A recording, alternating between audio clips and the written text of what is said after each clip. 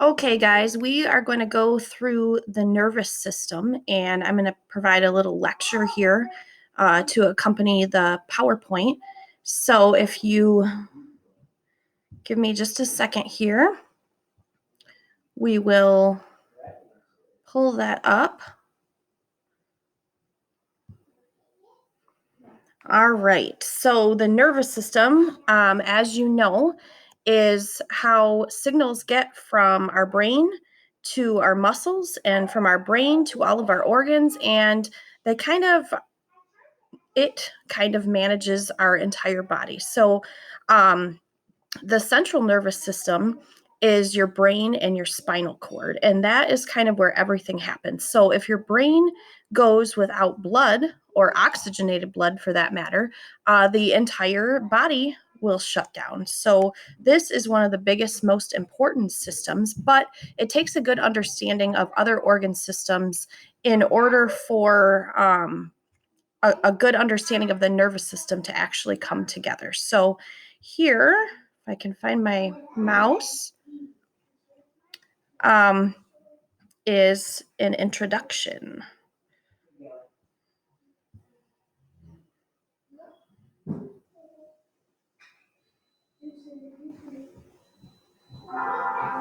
The nervous system, the brain, spinal cord, and nerves, is a living communications network, carrying various kinds of messages to and from the different parts of your body. The nervous system is composed of nerve fibers that conduct information into your spinal cord and brain, and the other nerve fibers that send information out to different parts of your body.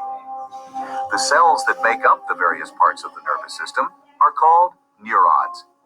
Each neuron has a neuron body, a part of the cell which contains a nucleus and other structures.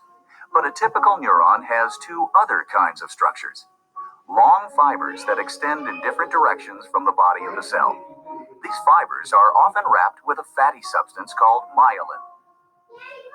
Fibers that carry impulses toward the neuron body are called dendrites.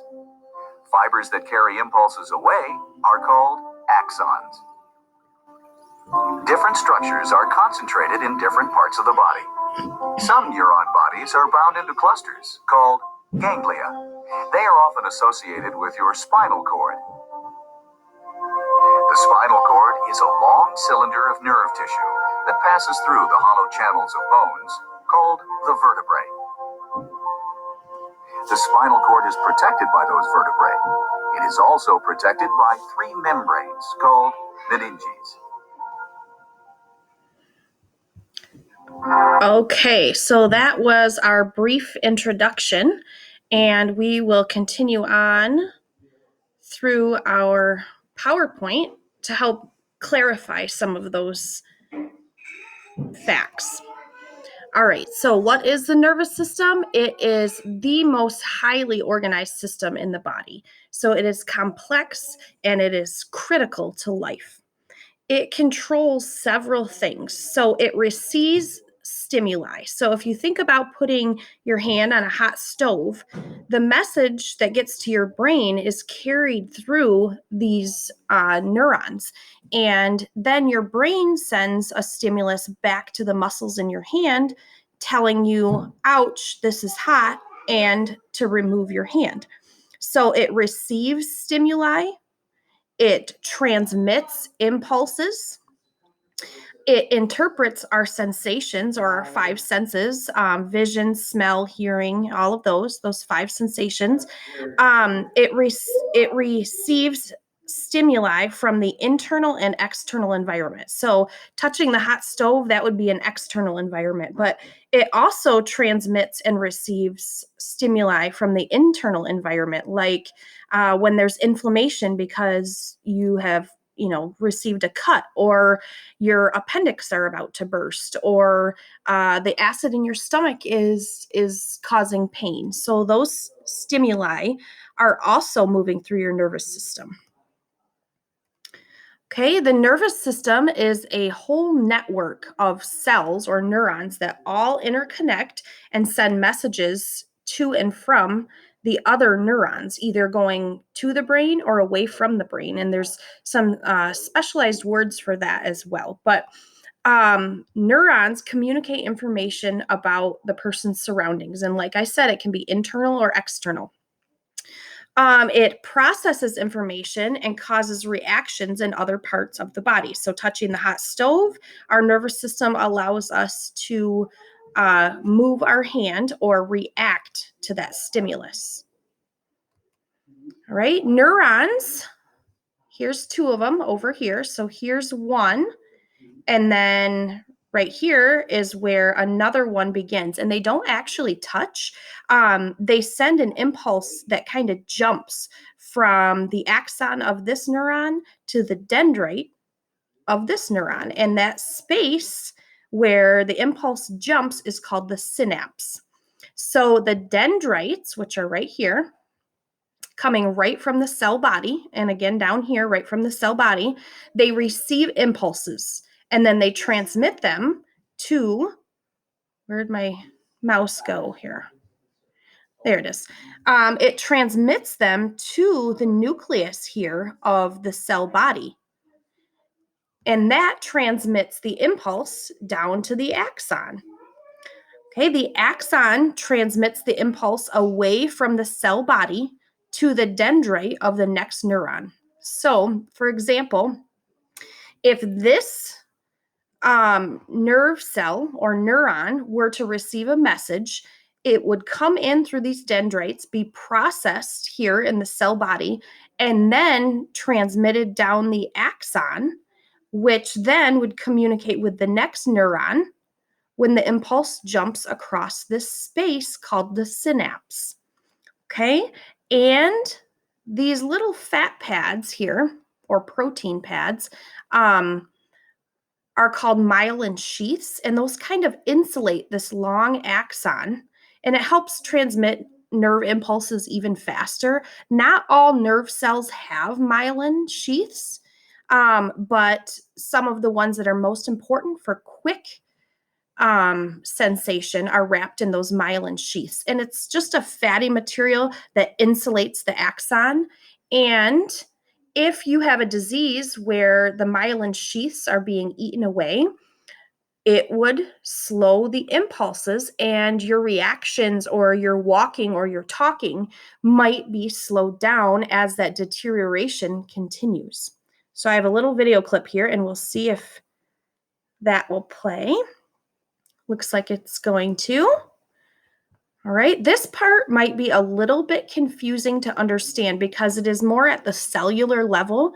Watch it again if you need to, and really just try and focus on getting a general understanding of how things are working here at the cellular level. It's about 4 minutes long, and you can play it again if you need to.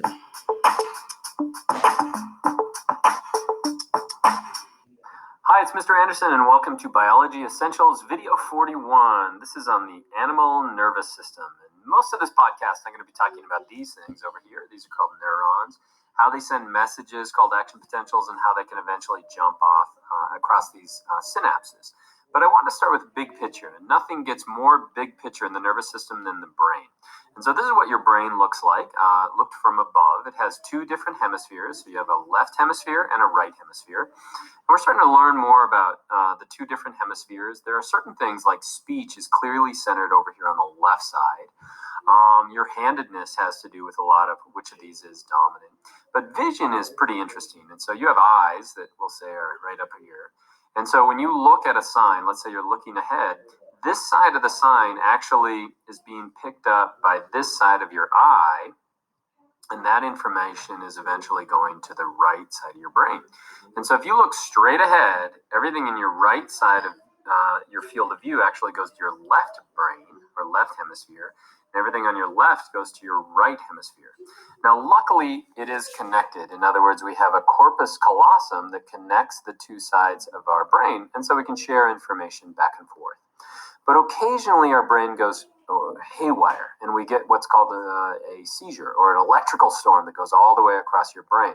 And if you have epilepsy, this gets to be a huge problem. And so a really radical procedure that scientists will do is they'll occasionally sever this corpus callosum. And when you sever that corpus callosum, the two hemispheres can't communicate. And if you look at people who have this split brain, they look really normal, but occasionally you can trick them and you start to discover how the brain is really set up. So let's do an example of that. So what I have right here is a plus sign. So if what I want you to do is stare at the plus sign, and I'm going to flash an image to the right. That's going to go to your left brain, but always stare right at the plus. Don't stare off to the right. And so we had an image that showed up, and you would say that was an image of the Earth. And so you can say that because you're using the left portion of your brain. Let's try it again. So that was a pretty big flash. That's a flower. And so you can say that it's a flower. And if you do this to one of those split brain people, they'll do the same thing. They'll say that was the Earth, and then they'll say that was a flower because they're seeing that on the left side. Their speech is on the left side. And so they're good to go. But now let's put one on the left side of your field of view. So that's going to go to your right brain. So let me flash one there. And you can say it was a sun or a cartoon of the sun. You would show that to a split brain person and they would say, I didn't see anything. And so that seems a little weird. And the reason why is it's going over to the right side of their brain where they can actually make speech to explain what that was. Now, what's interesting in these is you can actually give them a piece of paper and say, I know you didn't see anything, but could you draw what you might have seen? And they'll start to draw like a picture of it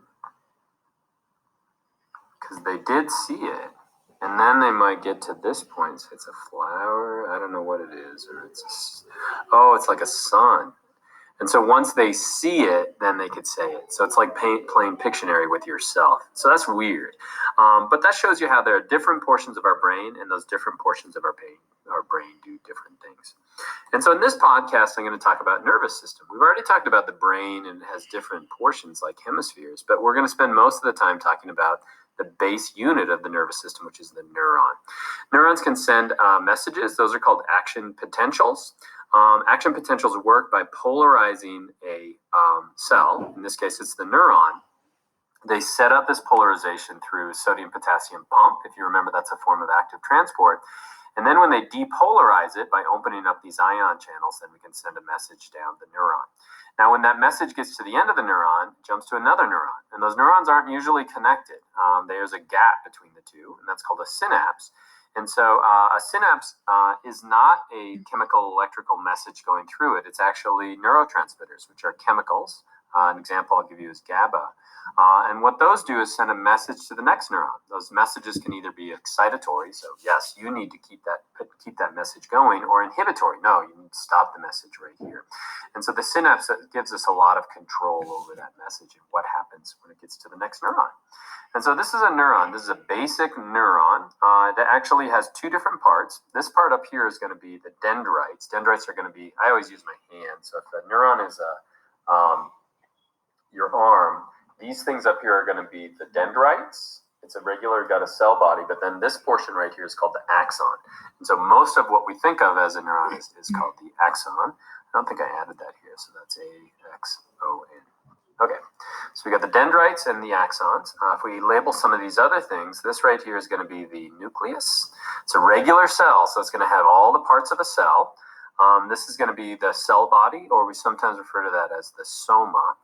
Then this whole thing, I would say from here to the end, is going to be called the axon, A-X-O-N. To speed that, we have it wrapped in this fat material called myelin, and those are actually made of something called a Schwann cell that wraps its way around the axon.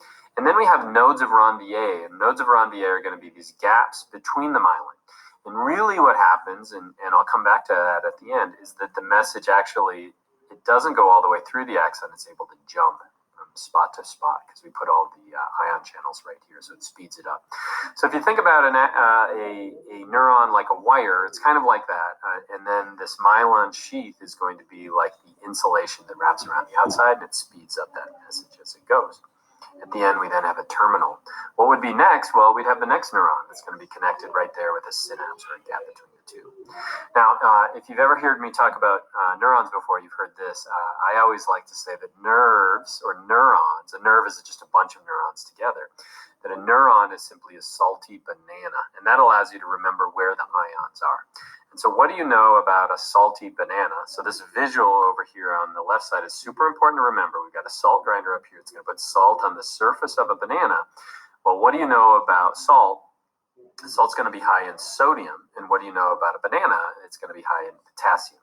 And so if we look at, let's get rid of the salty banana for a second. If we look at a neuron is going to, and I've just drawn right here a section of it. So we've just taken one portion of a neuron.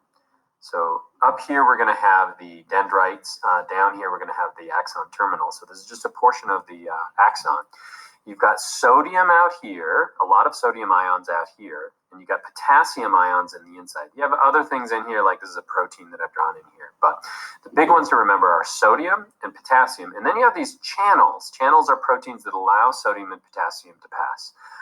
If they're not open, you shall not pass. And so I kind of color-coded those. And so if you look at it, every sodium ion is going to have a positive charge. So these are positive. And every potassium is going to have a positive charge as well. So if you count the number that we have on the outside and the number that we have on the inside, we have a lot more sodium on the outside positive charge than we do on the inside. And these proteins are going to have negative charges as well. And so what does that mean? It's more negative on the inside and it's more positive on the outside. And we can actually measure that. In a typical neuron or a typical nerve cell, it's going to have a voltage of negative 70 millivolts. What does that mean? It's a battery. And so there's a battery across our neuron. And so it has energy, or it has the ability to work across that membrane. And so it sits at negative 70 millivolts. Now what happens, let me get some of this out of the way, is that something will happen to trigger the opening of this first channel. And so right now you're seeing light, and that's actually opening up sodium channels. So if you open up sodium channels, where's the sodium going to want to flow? Well, there's a whole bunch of sodium out here. And so it's going to move, or it's going to diffuse along its gradient. And so if we open up that sodium channel, what's going to happen? The sodium is going to flow in. Now, what's that going to do? It's going to actually change the voltage. So it's going to change the voltage. Remember, it used to be negative 70 millivolts, and now it's going to be less than that. So maybe it's going to be negative 50 millivolts. What does that do? Well, these channels not only allow sodium and potassium to move through, they're actually activated by changes in the voltage. And so when this goes to negative 70, what that does is it opens up the next sodium channel a little bit down the way. Now, potassium channels aren't affected by this. And so what is going to happen next? Well, that's going to open up the sodium channel a little bit farther down. And that's going to open up the sodium channel a little bit farther down as well. And so we get flow of sodium. We get this cascade. It's almost like dominoes, this cascade of sodium, which triggers the next sodium to go and the next sodium to go. And so neuron isn't passing electricity. What it's doing is it's opening up these channels, and it's allowing those chemicals to influence the next channel, which opens that up. And so you have this cascade, almost like dominoes flowing up. So now where is our charge? Now we have a positive charge here and a negative charge down here. These sodium channels then are going to close up. So now sodium can't pass, but the potassium channels are going to open up. So when the potassium channels open up, we have all this positive charge in here. So what's going to happen to the potassium? Potassium is going to flow out. What's going to happen to our voltage again? Our voltage is going to become more negative, and we're going to kind of get back to an equal charge on either side for just a moment. Now, what happens next? Well, we have to reestablish that gradient. And to do that, we use something called the sodium-potassium pump.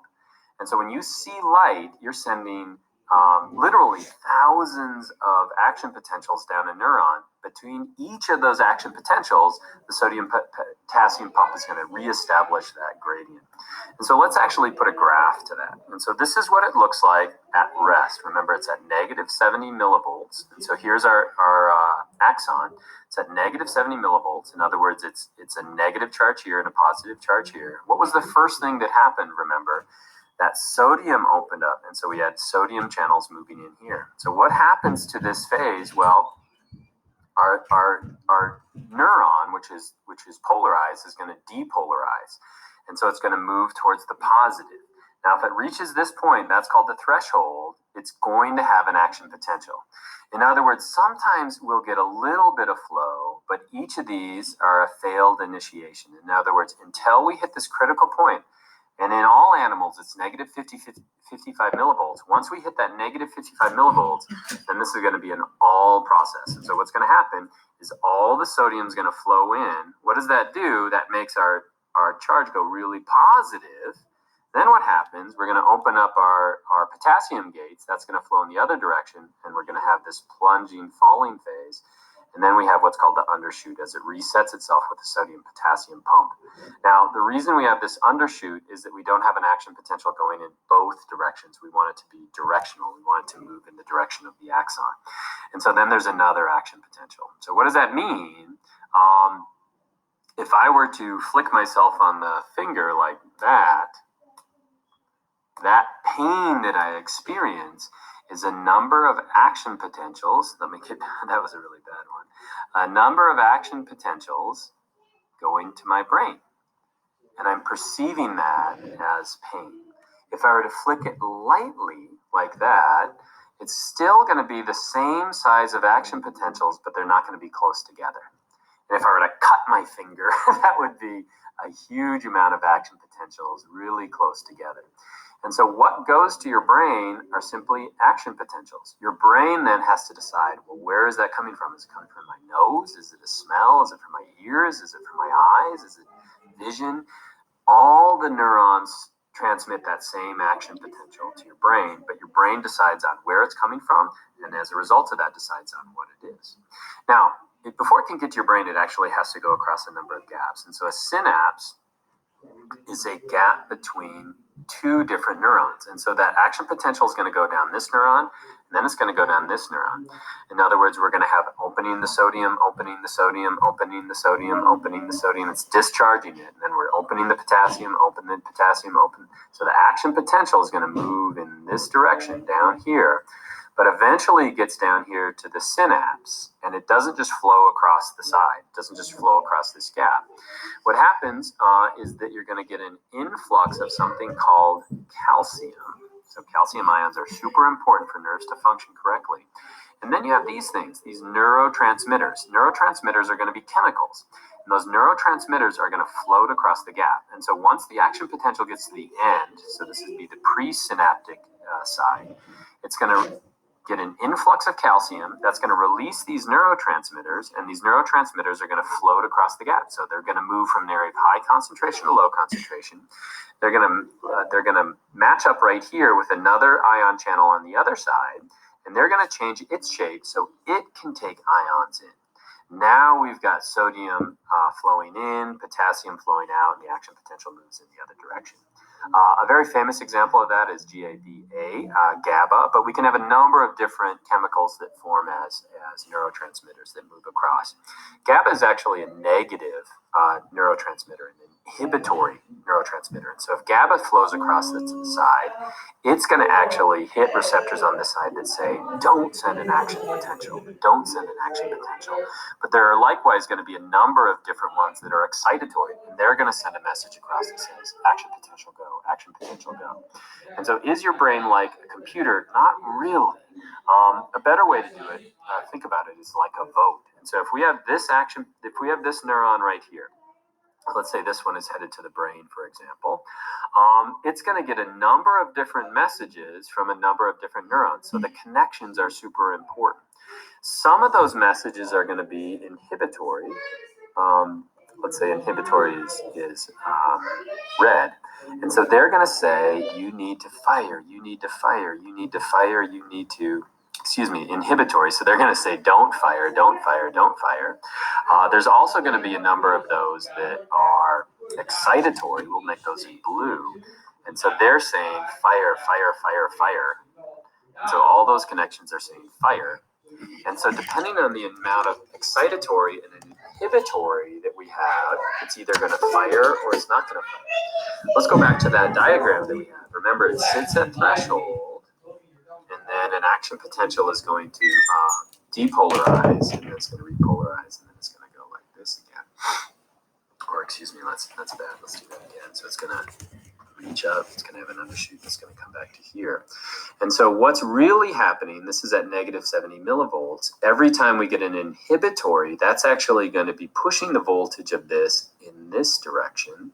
Every time we get an excitatory message, it's going to be pushing it in the other direction until we hit that threshold of negative 55. And so again, all these neurons are voting. They're voting, should it fire, shouldn't it fire? And as a result of this one passes that message on. And so what's super important in nerves is not only sending a message, for example, from my toe when I step on a tack all the way to my brain saying, move your toe, you're on a tack. It's the connections in your brain. It's all these inhibitory and excitatory messages that are forming memories. And so you're forming memories right now. And those memories are connections between the neurons in your brain. And the more information that you can get, be it auditory, verbal, the more connections you can make, the more likely you are to remember this in the future. And so that's a lot as far as learning, a lot of information to hold on to. But that's the nervous system. It's really cool. It's really important. And I hope that's helpful.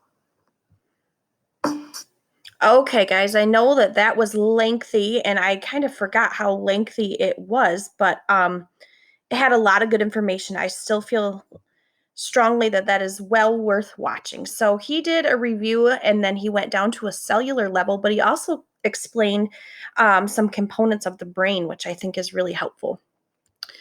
All right, how do neuron signals get to one another? And just as Mr. Anderson was saying, there are action potentials, and those impulses actually jump from one nerve to another. So I like this picture because it shows these guys, which look kind of like a lightning bolt, but those are the impulses or the action potentials, and they are jumping from neuron to neuron, helping to transmit these signals or impulses. So this slide just talks about that synapse. So the axon of one neuron, they don't actually touch. We know that that's called a synapse, where that tiny gap is.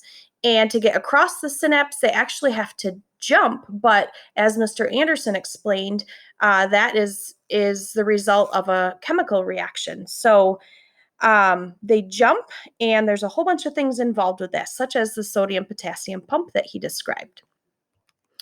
All right, so the nervous system, we said it's very highly organized. It starts off with two main divisions. So we've got a central nervous system, which I call like the Grand Central Station, or like the powerhouse, the captain of the ship.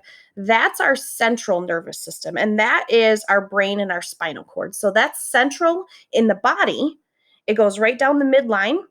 And it is the powerhouse or the captain. And then we have peripheral, and peripheral means like off to the side or secondary. So the peripheral nervous system is everything that branches off from our captain of the ship, which is the central nervous system. So we have central, which is the brain and spinal cord, and we have peripheral nervous system, which is all the nerves that come off of the brain and the spine.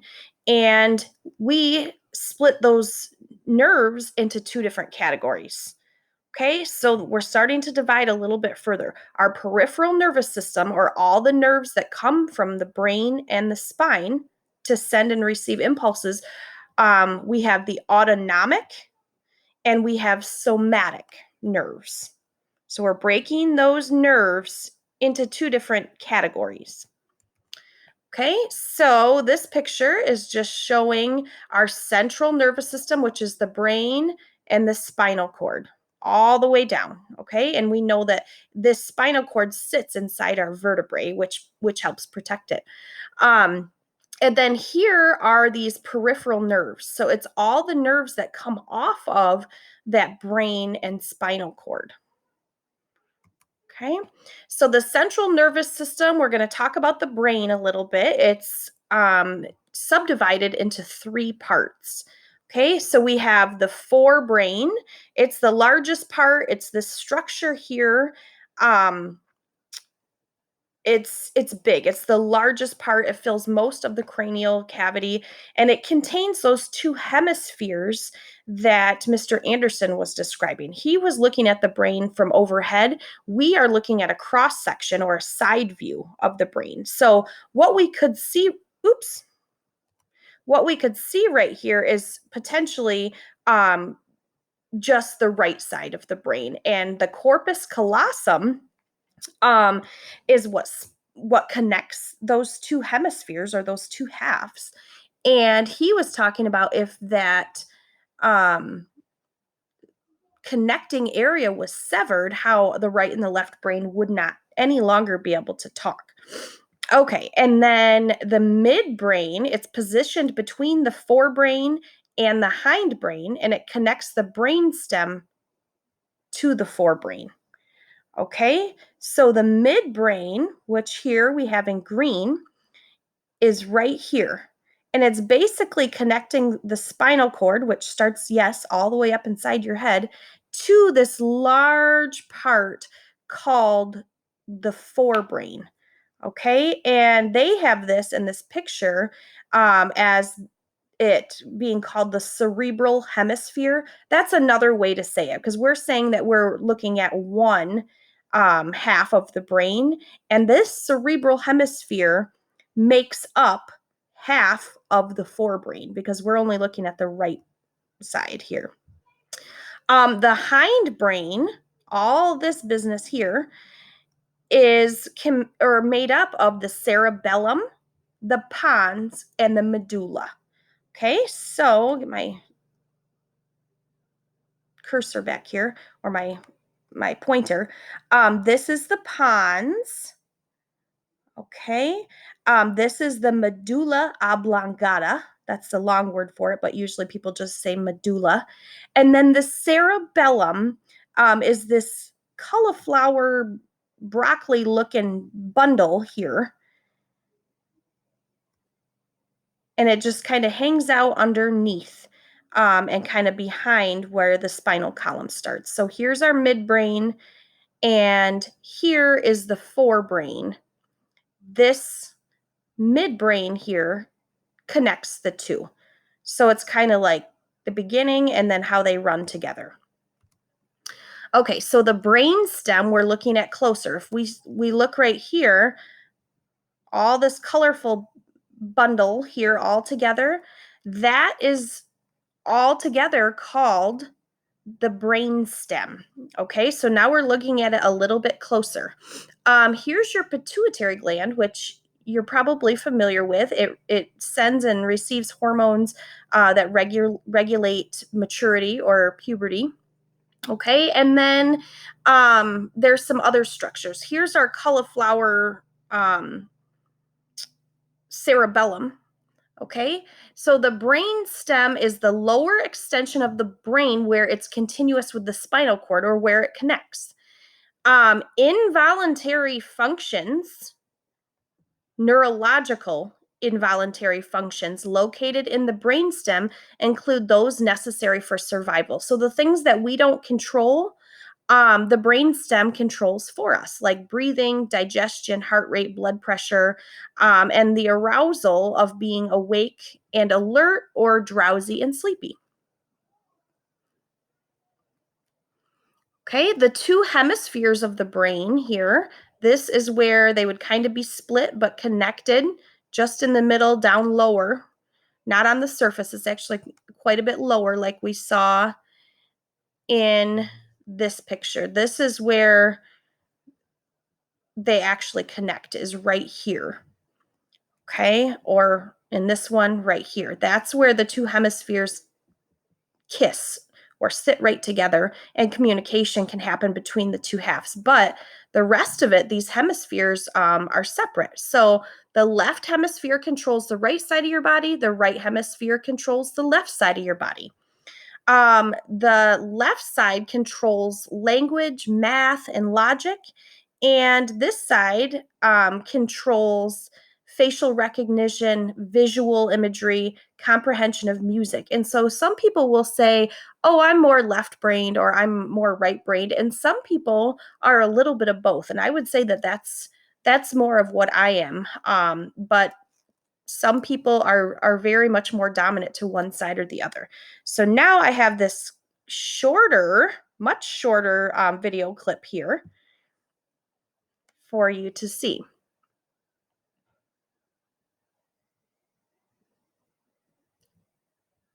I don't know if this is the right one. No, it's not. We don't want to watch that again. Okay, I wasn't sure if that link was going to work, and I guess it's not.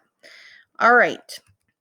So the areas of the cerebral cortex, the outer portion of the cerebrum, has some different lobes, and different parts control different things. Like we said, visual imaging, language, that kind of stuff is controlled on different sides. Well, we take it one step further and we look at the different lobes. So the frontal lobe controls emotion and our personalities. So if you remember when we watched the lobotomist, that is the area that he was puncturing behind the eyes and putting the ice pick into, was this frontal lobe. And it had to do with emotion and their personalities. And that's why they thought it was a treatment for mental illness, because this frontal lobe controls those areas. The temporal lobe, which is literally kind of behind our temples, has to do with auditory sensation, language comprehension, long-term memory, and behavior. Okay, the occipital lobe, which is right at the back of your head, processes visual information, including recognition of shapes and colors. And then the parietal lobe is like, there's one on each side of the brain in the hemispheres. And it's like at the top of your head.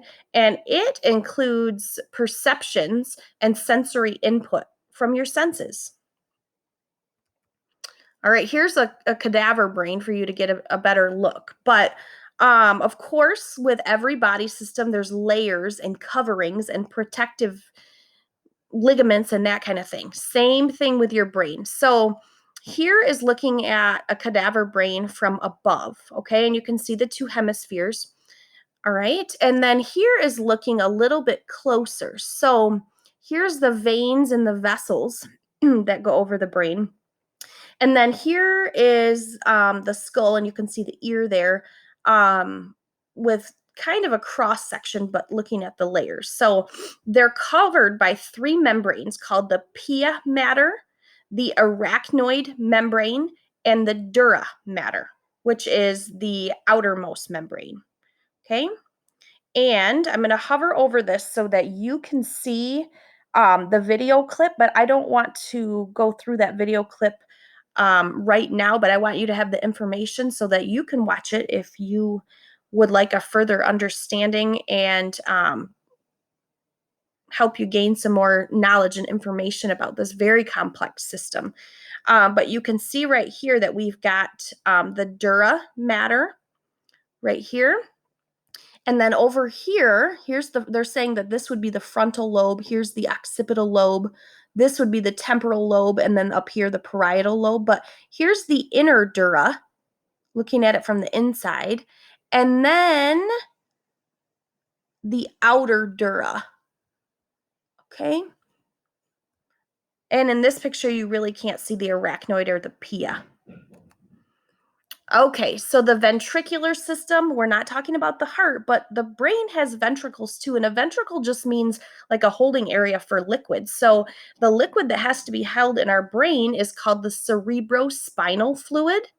It should be clear and colorless. If you get meningitis or something like that, then it could turn green and it could be all filled with pus and infection. But it goes into the ventricles of the brain and flows in and down through our spinal cord.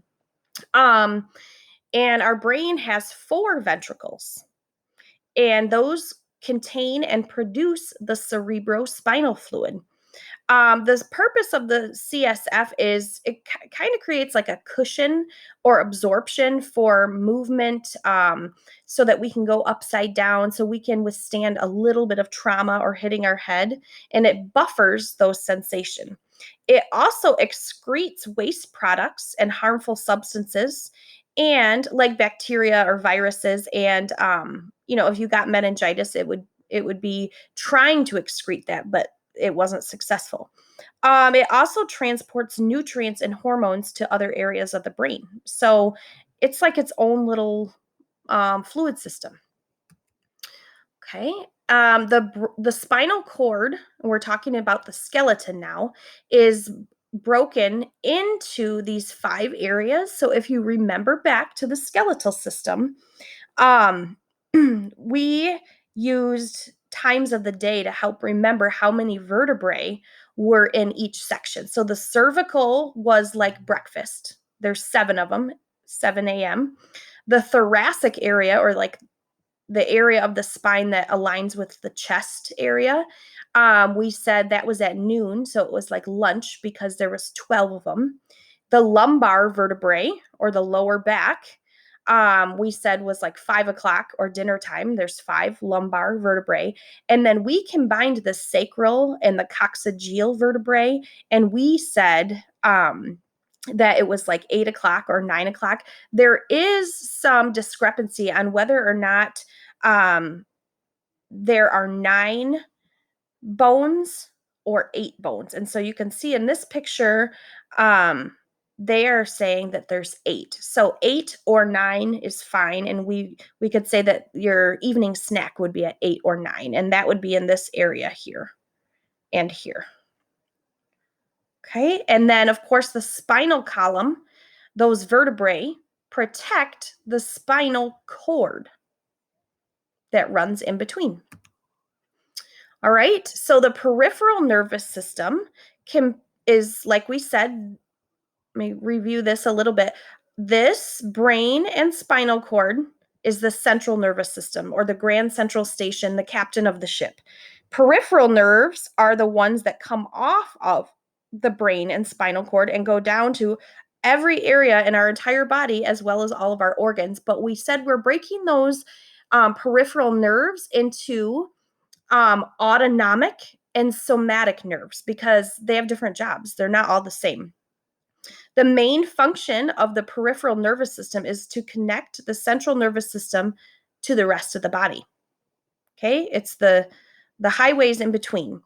The 2 main components of this peripheral nervous system is sensory and motor signals. And like I said, the pathways going from your brain out to your hands, for example, are called afferent.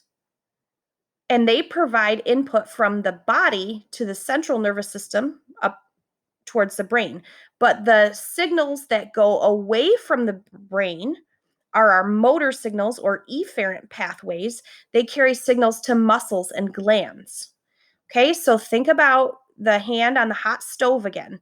The sensation of the pain is going from the sensory, it's picking up that sensation of being hot, taking the afferent pathways to the brain, and then the brain is using the motor or efferent pathways to send a signal to the muscles to move your hands. Or motor function is that movement. Okay. In those peripheral nerves, or within those peripheral nerves, they have separated those and defined 12 of them. And they can be sensory, motor, or both. And like we said, sensory is the sensations, our 5 senses. Motor is the movement of our muscles in response to the senses. So we have a cranial nerve that helps with smell, a cranial nerve that helps with visual information, a cranial nerve called the oculomotor. So it's eyelid and eyeball movement, including pupil constriction. We have a trochlear nerve that helps with eye movement, a trigeminal nerve, which helps with chewing, the face, the mouth. Okay. The abducens is eye movement again, because they are very intricate. Facial muscles with tears, saliva, tongue, movement, and taste. The vestibulocochlear is hearing. The glossopharyngeal, we know pharynx is the throat, has to do with taste, swallowing, senses, and the carotid blood pressure in your neck. 10 is the vagal or vagus nerve, brainstem to the colon. It can slow heart rate and stimulate digestive organs and taste. Okay, the 11th is the accessory cranial nerve. Helps with muscles of the throat, neck, and upper back. And the hypoglossal controls muscles of the tongue. But they don't all do completely separate things. They intervene with each other and help all together. So if you were in an accident and you severed your spinal cord, messages couldn't get to or from the brain because the peripheral nervous system lost connection.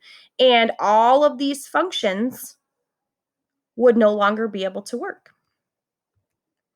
Okay, looking underneath the brain here is showing how these cranial nerves come from the brain and reach out along those afferent and efferent pathways. So, for example, here's the hypoglossal nerve, here's the facial nerve, trochlear, optic, oculomotor, here's the pituitary gland. Okay, so here's all these nerves branching from the spine, or excuse me, the brain. Okay, and then this is showing the vertebrae, the bones, and then the spinal cord that goes right down the middle of those. And then here are the nerves that branch out and wind kind of through the branches of that vertebrae. And again, for you that are more interested, here is another YouTube video that I'm hovering over so that you could visit that video. Okay, the motor nerves or movement. So we've got Mr. Muscles over here. Muscles don't just move without a stimulus. So the stimulus that the muscles receive and are told to move are from these motor nerves. Okay, they can be somatic or autonomic. The somatic portion of the nervous system is associated with voluntary body movements like picking up your arm, crossing your legs, running, diving, walking. It includes all nerves controlling the muscular system and external sensory receptors. Okay, the autonomic nervous system controls parts that are involuntary or that we can't control, and it helps maintain homeostasis of the body. It contains motor neurons that control organs like the heart, intestines, bladder, uterus, and they are involuntary or they're performed all on their own without conscious control. Thank goodness, because that way we can sleep and we don't have to worry about not breathing. Okay, the autonomic, or I like to call it the automatic nervous system, controls things that are without conscious control. So they automatically perform. The somatic portion of the motor nerves are voluntary movements. Okay, and then the autonomic or automatic nerves can be broken down to two other sections, sympathetic and parasympathetic. And that's about where the divisions end. And it can be very confusing, but the sympathetic and parasympathetic nerves are part of the autonomic or automatic nervous system because we can't necessarily control them. They're without conscious control, and we call that involuntary. So they automatically happen. And they're either sympathetic or parasympathetic. So the sympathetic nervous system kind of gets us riled up. The parasympathetic nervous system, it's involved with getting us calmed back down. Okay. Interneurons are reflex arcs that are automatic, involuntary, and it's a reaction to that stimulus that we don't control. They provide a means for immediate reaction. They can process very rapid protective responses directly in the spinal cord without the need to wait for instructions from the brain. And we call those reflexes. And in the medical world, we use the term reflex arc, but it's what we know as our reflexes. So our pupils will constrict in reaction to walking into a really bright room when we've been in a dark room. Okay, and then here's that pupillary response. Okay, so the sensory receptor, let's say our eyes perceive danger. We see someone running at us with a weapon. So our eyes pick up those signals and send the signal through an afferent neuron. That sensory input goes to the brain. The brain makes a decision on what to do because that's the captain of the ship or the grand central station. And then through the efferent pathway, the interneurons, all the neurons between the brain and the peripheral nerves, send signals for a motor reaction or a motor movement and tell us we need to start running. Okay, so the central nervous system gets the information and decides what to do, but the peripheral nervous system sends information in and sends information out in response. And then here is a diagram of that reflex arc, or what we call a reflex. So there's a stimulus, like super bright light. The sensory neuron sends the message to the spinal cord. The spinal cord gets it to the brain. There's some processing going on, and then sends out instructions and a response. So here's some examples as we come to the end here. So the stimulus might be an aroma of your favorite food. So if you're someone that loves popcorn and someone in the classroom makes a bag of popcorn, you might start to salivate. You didn't tell your mouth to do that, and you actually know you're probably not going to have any of that popcorn because they aren't going to share it, but your body from the autonomic nervous system, which is automatic, starts salivating. You smell something really, really, really bad, like rotten meat, or you're running outside and there's a dead animal, you actually might feel nauseous. Bright light, your pupils constrict because too much light's getting in. And an insect flying towards your eye might cause you to blink automatically, or when something gets in your eyelash, your eye waters and you blink. Okay, sensory nerves come from impulses through the peripheral nervous system or periphery to the brain and spinal cord via or from the dorsal spinal nerves. So dorsal means back. There are 5 main senses, and you know about those. Those send information from our external environment to our brain. And the sensory organs of the body, of course, are the ears and the eyes, the tongue and the nose, and the skin. Okay, some diagnostic tests that we can use to look at the nervous system would be a CT scan, which is a sequence of X-ray films, and it represents a slice of the brain. And here's what it would look like if there was a tumor or something wrong. And it can also look at cross sections of the abdomen. So here's the spine and here's the liver. Okay, so this would be someone going in for an abdominal CT, gallbladder, stomach, pancreas. You learned all that in the digestive system, and intestines. These are kidneys on either side of the spine. All right, and then here's the brain. Here's those ventricles where the cerebrospinal fluid lives, and these are bad. These are abnormals, and here's a big mass. Okay, an MRI is very similar to a CAT scan.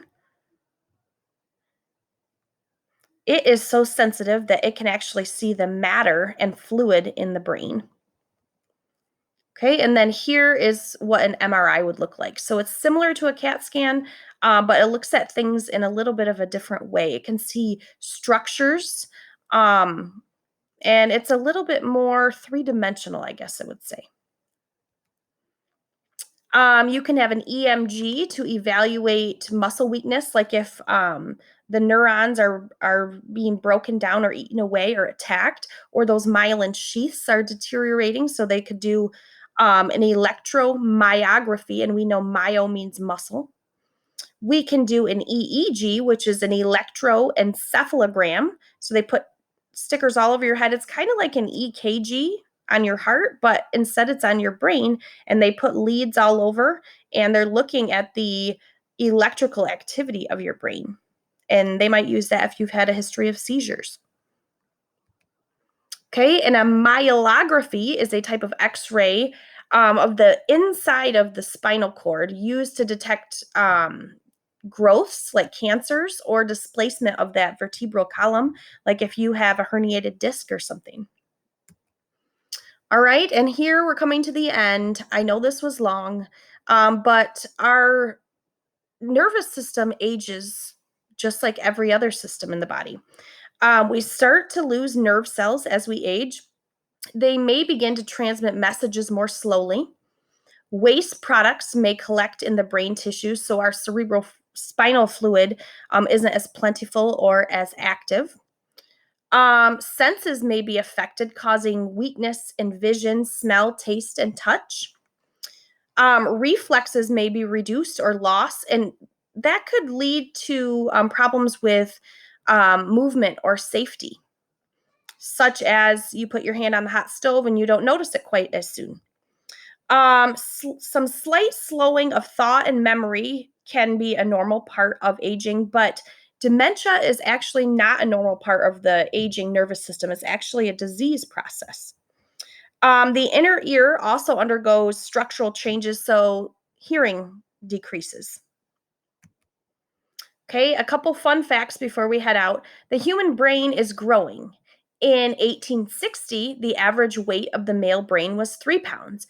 Now, a man's brain, on average, weighs 3 1/8 pounds. So, as we become smarter and there's more stimulus and nerve cells are healthier, we're actually gaining weight in our brains.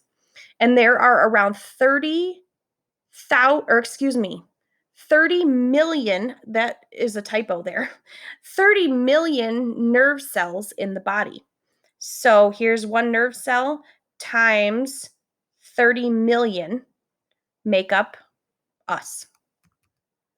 There are more nerve cells in the human brain than there are stars in the Milky Way.